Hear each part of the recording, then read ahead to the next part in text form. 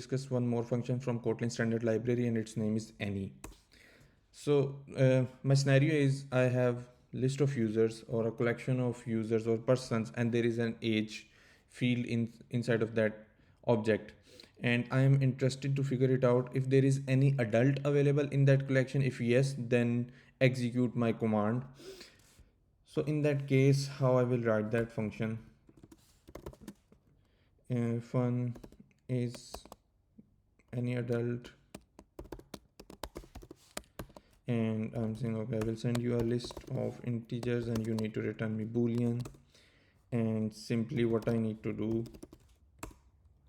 I can say this one is age. If age is greater than equal to 18, it means there is an adult, and I'm only looking for any one. I'm not looking for some kind of a constant 2 3 or all, it's only any. So in this case, once I will try to call is any adult dot so ut, it should true, and once if I change this, it should be false. So in this case, you can see I am only looking for any one element in that collection to pass my this condition. So this is how I implement imperatively.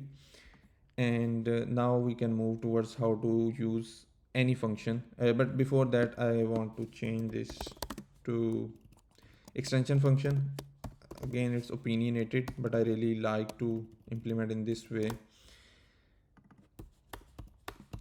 So no change in business logic, it's still same. So the answer is still yes, and if I put this, it should be true. Okay, now I can use also this dot any, and this is my condition. Basically here I can write it greater than equal to 18, or I can also use age. So again, it's depend upon you or your team how you want. And at this point, this code will not work, will not execute, its extra. So now the result is still same. Now if you already have some code and you are trying to use these new APIs, the declarative way of Kotlin, you can try to recognize this pattern in your code.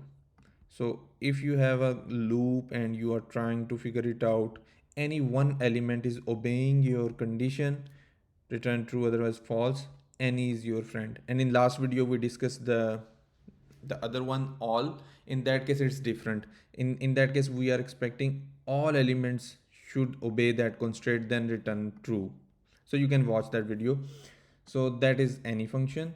There is a one more flavor in case of an any, and in this case we are not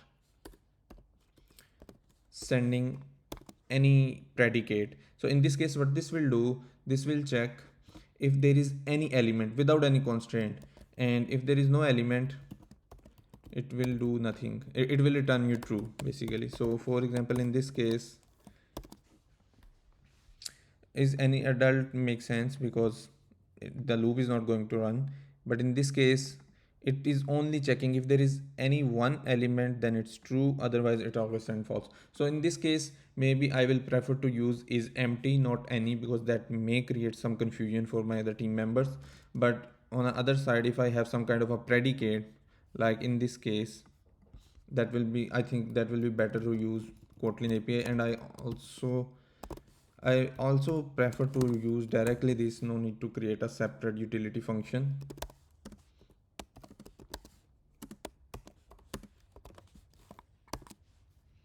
So this line is giving me enough information. If I'm already aware of, okay, this is a list of users and age is basically 18, I can move this also refactor to the constant kind of adult age, and everything looks good.